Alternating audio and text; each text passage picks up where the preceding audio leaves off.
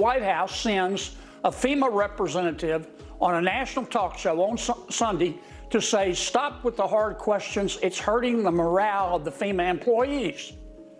You can't, even Justice Smollett can't make this stuff up. I mean, most Americans who saw that interview, Sean, thought, you know, cry me a river.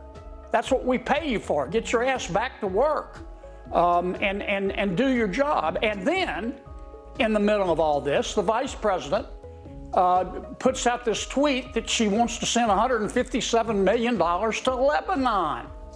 Lebanon is run by Hezbollah.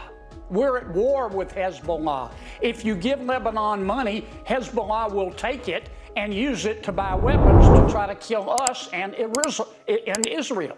There's no reward for being stupid. And then finally, you can't make this stuff up.